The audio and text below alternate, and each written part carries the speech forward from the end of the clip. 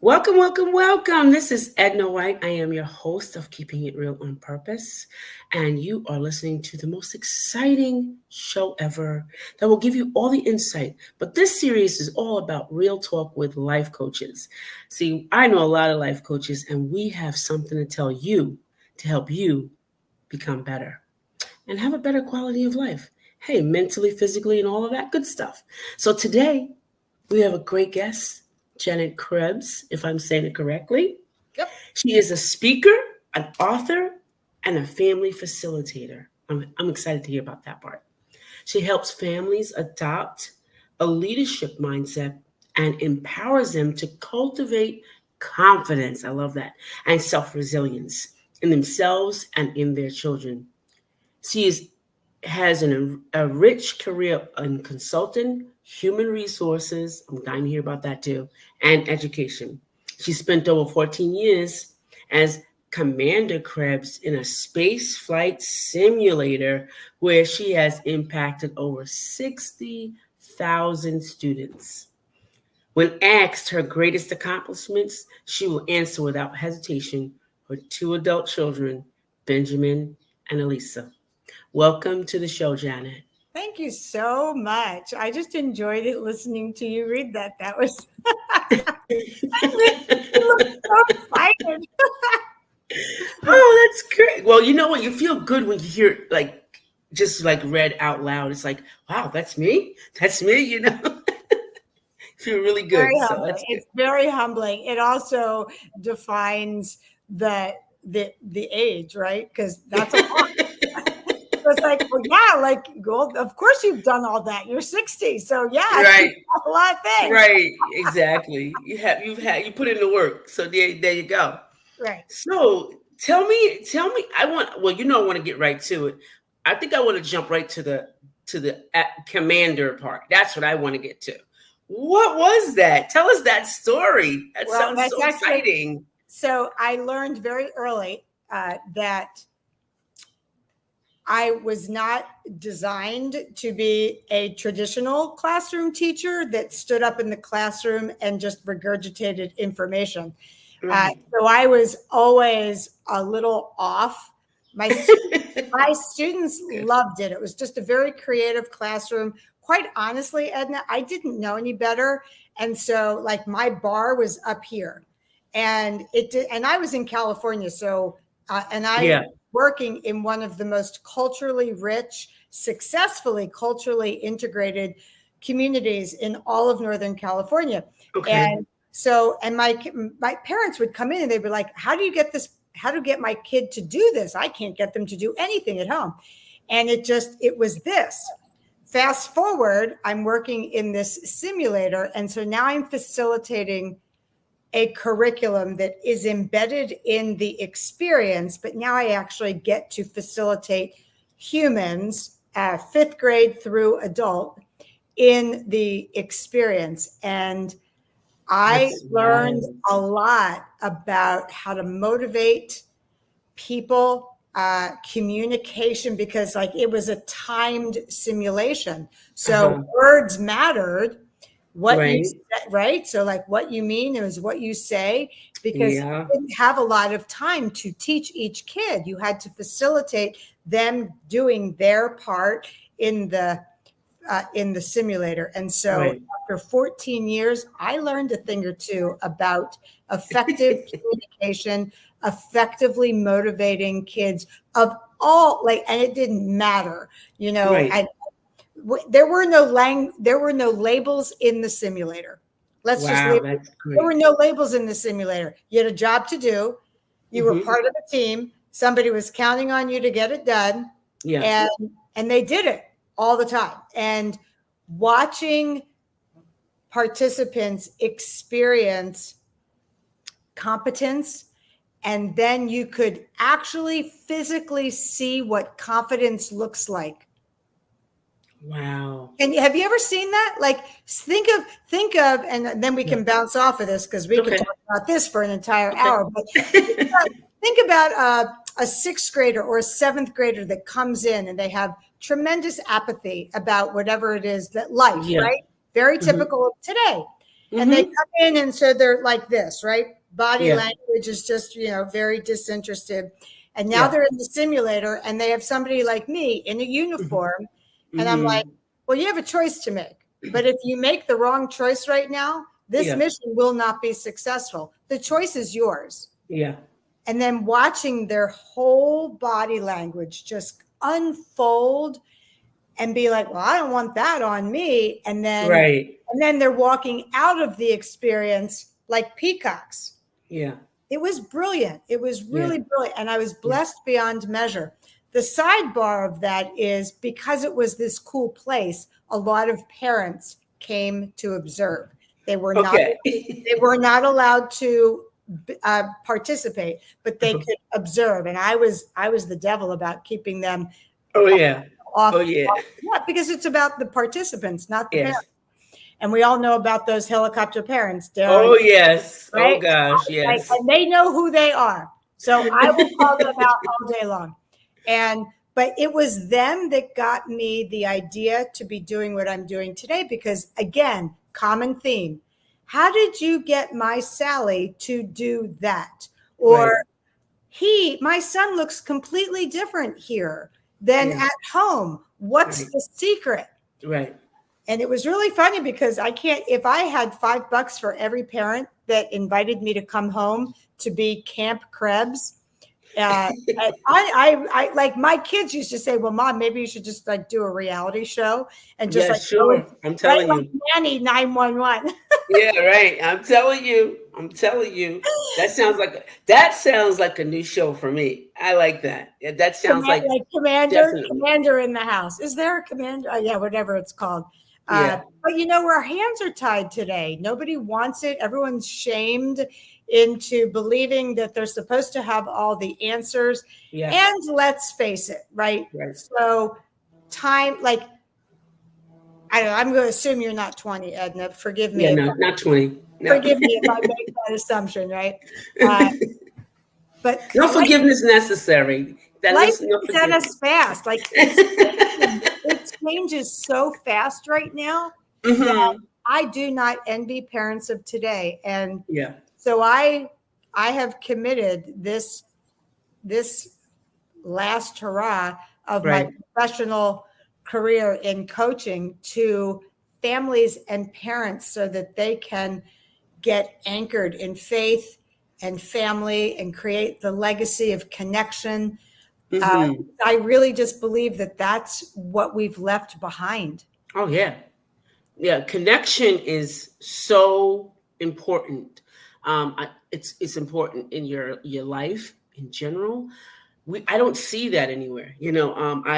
I mean, I could take the workplace, for instance. I mean, people go in and just say, hey, I'm here to work, not to connect. And I'm like, I used to tell people, like, when I was working, I would say, a doorknob gets a turn. And they were like, what? I said, yeah, you not saying hello in the morning or, not greeting someone is just so disconnected. We all might as well work from home.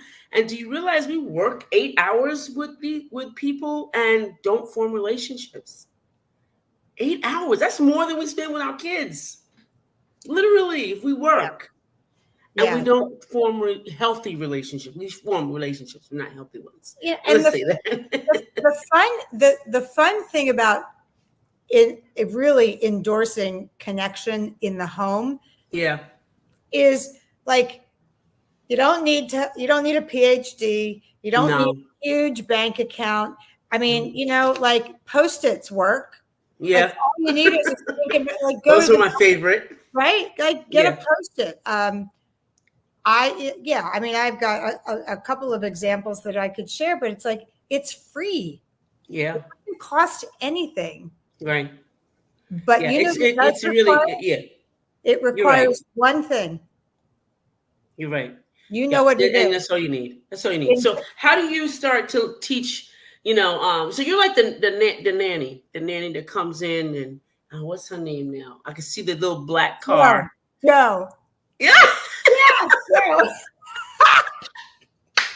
See the little black car, and she comes in, she watches how they interact with the kids. So you teach leadership in that way. Because when I had met another coach, and she said she does this similar, same I would say the similar thing, and I was like, is that the same thing as being like, the nanny in the black car, going there and teaching parents to lead their children to behave well? And she's like, yeah. I said, oh, so as an adult, I'm still in an adult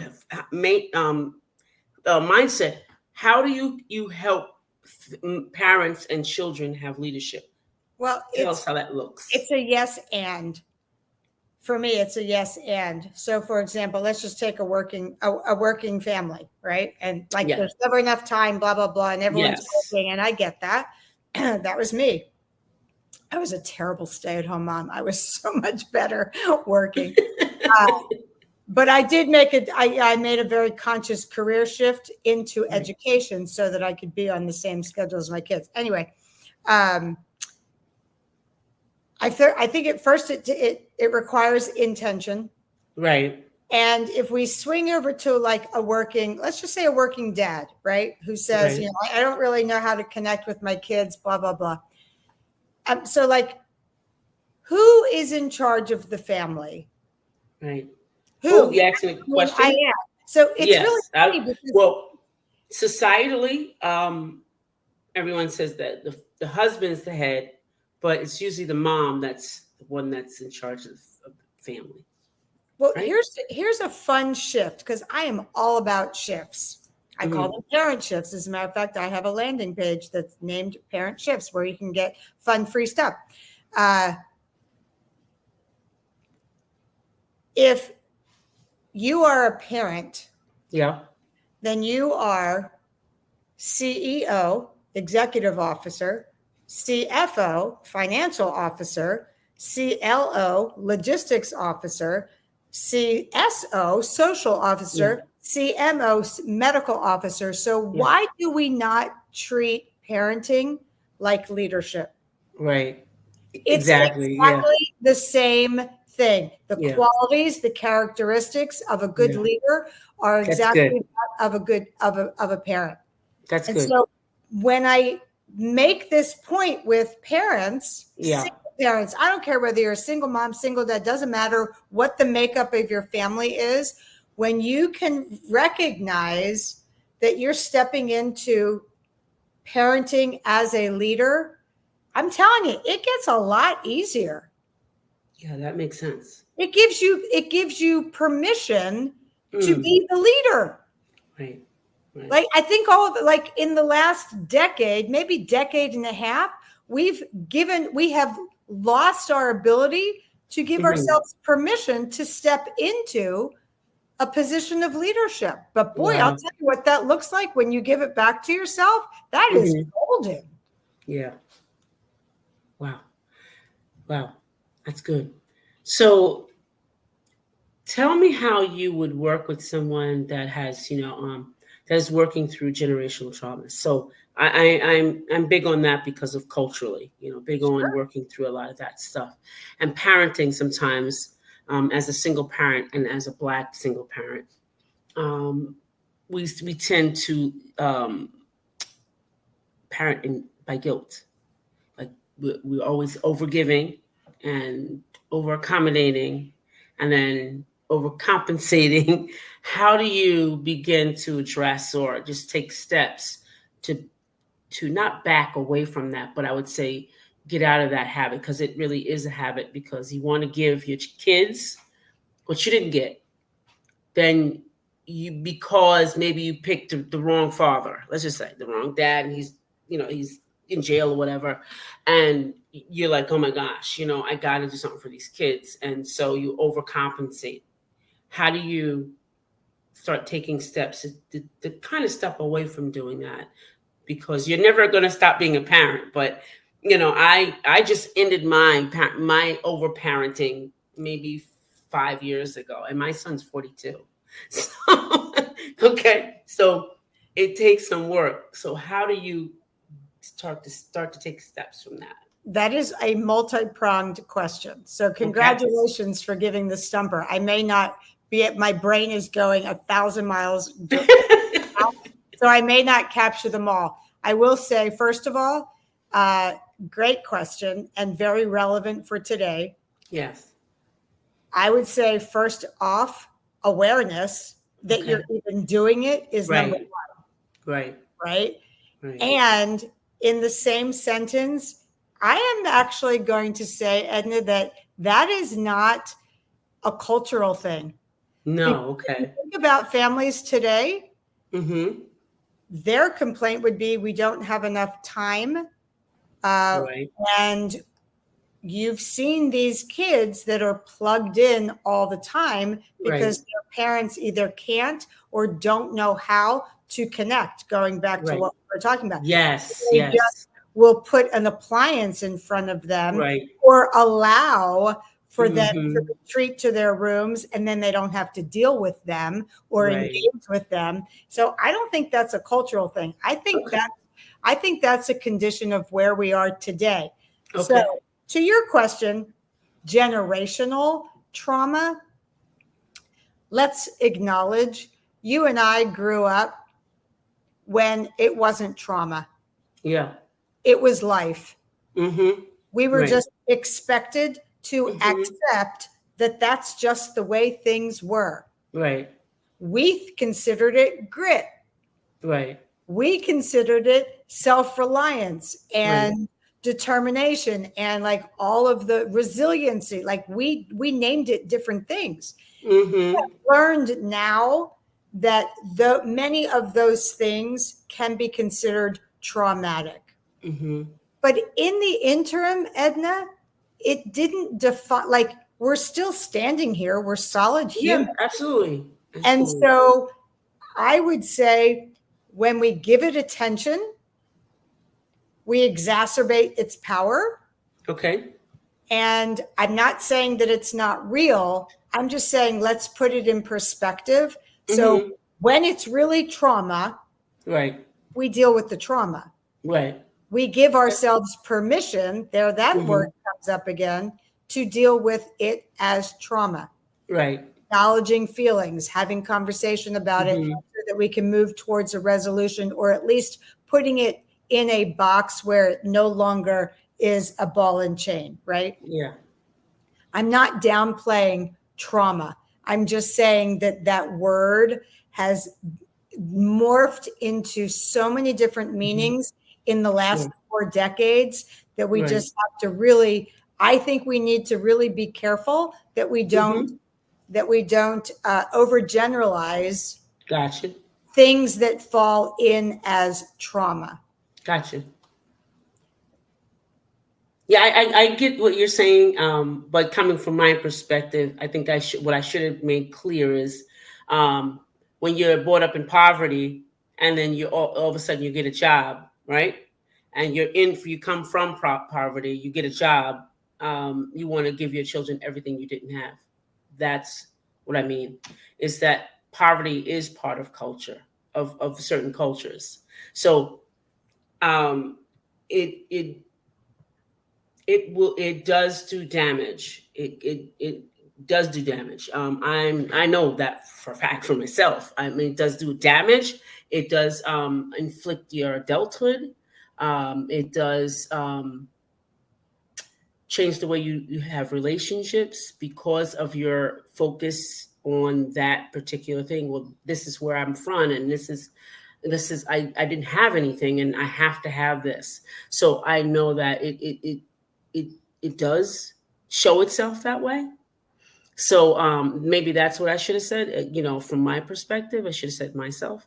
Um, and then another one is a little bit more clearer or more personified is I'm a product of my life. I've been invaded by childhood sexual abuse. So that affects how I raise my children. I won't let them go outside. I won't, I'm always checking who they're with.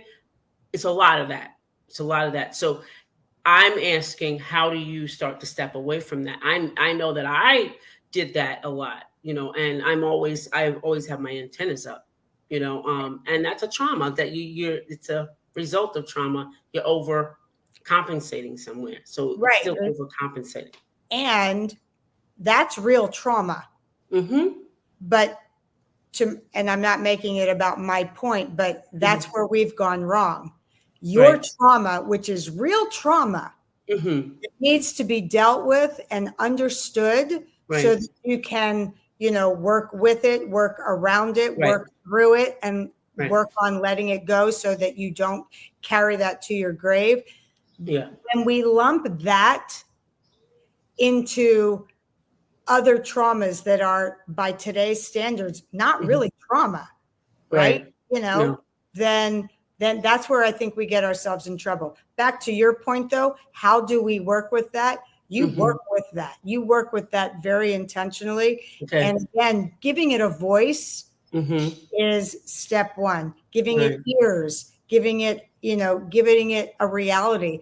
Right. Because our generation, we were taught we don't talk about that. Yeah, we don't talk about We it. just push it down. Yeah. Which is why it has manifested into this, really, I'm just call it cancer as a generic term of something that just eats you.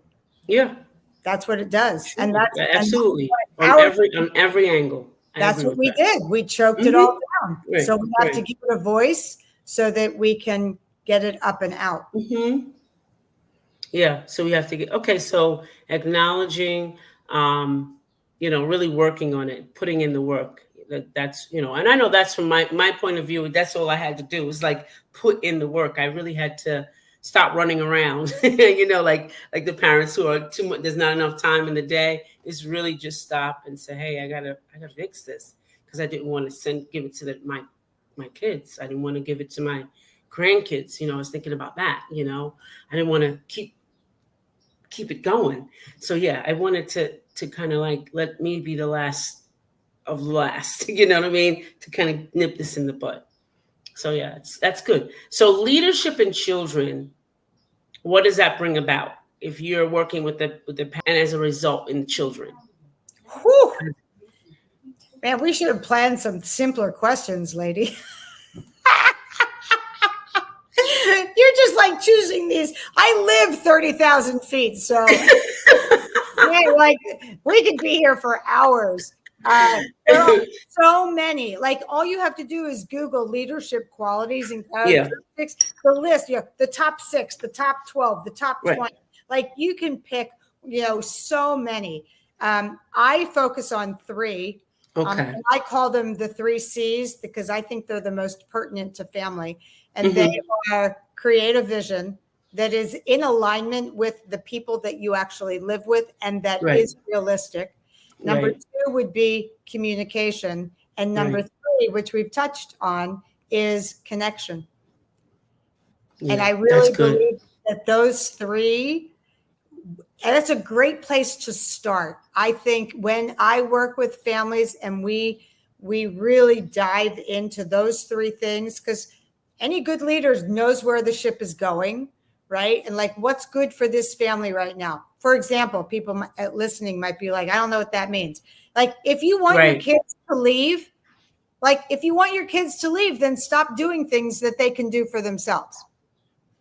Right. If you want them to live with you forever, then keep doing for them. Keep doing it. Don't be, but if you do that is just so simple. Right? So simple.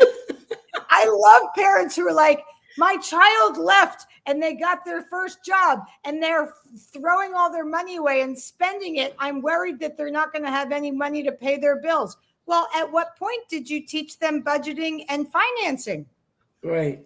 Right. So like that's on us. Right. So if you want them to leave, then you have to give them the life skills for them to leave. Yeah. That's just a good example. That's a good one. That's a really good one because it's because parents, we don't think about that. We think about, what we're doing right now. And sometimes it's like a payoff for us. I know when I had my youngest son, he's 35 now. And when I had him, I was so tired with the other 2. I was like, just do whatever you want. Just do whatever you want. I was like, my daughter was like, Mom, you would have never let us get away with that. You would have never let us get away with that. I was like, I'm tired now. Okay. I'm just tired. Yeah. like a pacifier that we clean in our own mouths before we pop it back in. It's like it's over. When I had my oldest son, it was like I was like wrapping up diapers and I was getting a special cream and then my daughter came along and she was a little smaller, but I was making her nice, cute all the time. My other son came, I was like shorts, a shirt and a diaper. I don't got time. It's like just let him have fun. It's like you don't care. He'll be all right. Drop the bottle. I pick it up, wipe it off. It's all right. Go ahead, put it in your mouth. It's like, that's what happens. It just happens like that, Yeah. It is. It's exactly what happens. Yeah. It's true. So yeah, this is great. I like that. One last thing, and I'm gonna keep it really simple because I liked you gave the example of the children. So what do the parents get out of this? Do they get? I know there's some. Well, from your example, they get some type of relief, but what's the payoff for them? If they're, I don't know. That's enough. Forget that question. What age groups do you work with? That's what I want to say. I don't really limit. Like I'm not into potty training. Like I'm not very tactical. Okay. I'm more relational. Gotcha. And so, but that can start very young. As a matter of fact, the younger we start, the better. Like then you're integrating good habits into the framework of how you parent. And we all know that when everybody understands the expectations, life is easier. I really I struggle when I see families struggle. Right. Like it doesn't have to be that hard. Right. And I know parents will be like, well, and and now we start with the boxes, and the labels. Well, my child has this ADD. Yeah. It's like they're kids, for crying out loud. They're kids, right? So it just doesn't have to be that hard, but you do have, when you said yes to being a parent, you got to step up and step into the responsibility of the role that you said yes to. Yeah. My mom says every time she hears somebody say my kid's ADHD, she said, one of those D's is discipline. I love that. One of those D's is discipline.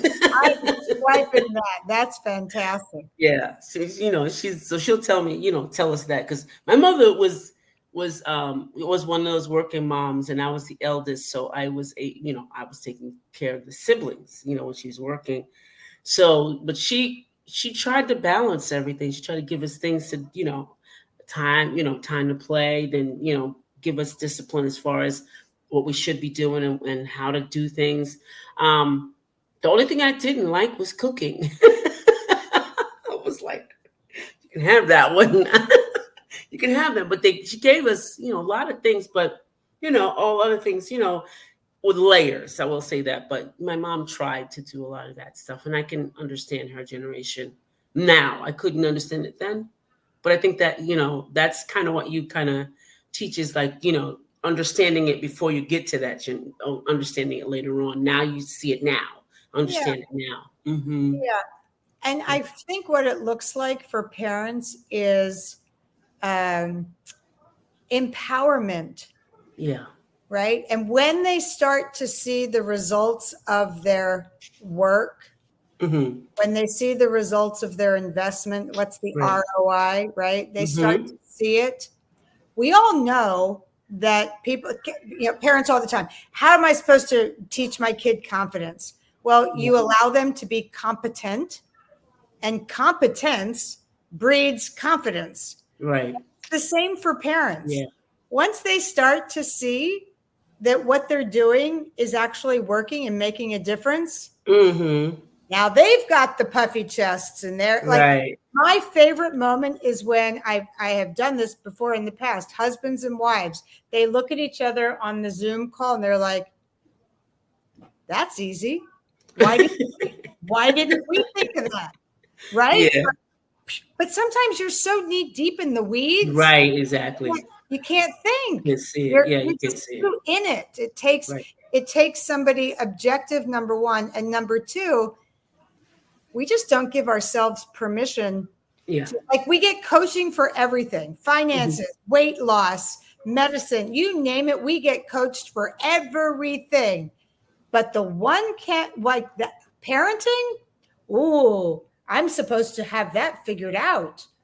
I I should don't think know, so. Yeah. I should know Yeah. everything. And there Yeah. is shame surrounding asking for help when it comes to parenting. So Absolutely. I just want to kick that to the curb and just like, hey, it's not Yeah. like we're getting married. Like Yeah. 6 months, Yeah. just Gotcha. 6 months. Get some tools in your tool belt. You're good. Yeah. Absolutely. So tell us, do you have anything on the horizons? Any like workshops or anything like that you got going on? Well, I don't, you mean like live? Yeah, lives, anything like that? I usually don't do those. I'm just Okay. busy. But I do have a book coming out soon. Okay. And so I will let you know when that comes out. Okay. It's Okay. with Itty Bitty Publishing. So it'll probably be something like the Itty Bitty book about parenting like a leader. Mm-hmm. And that's probably, well, that's a great name. Maybe I'll just leave it at that. It's Itty Bitty Publishing. So that has to be in the title. Yeah. Yeah, I speak. I'm just getting the word out. So Okay. I am always speaking on stages that are eager and willing to listen. Yeah. Yeah. We have to That's change great. the mindset. We just have Absolutely. to change the mindset. Right. Absolutely. Well, it was great having you on, and you gave us some food for thought, and for some parents, you gave us somewhere to go to get this coaching on schedule for us to be leaders in our own families. So we really Hope so. appreciate that. Thank you so much for being here on Keeping It Real on Purpose. This is Edna White, your host, and esteemed guest Janet Krebs saying goodbye for now. Bye for now.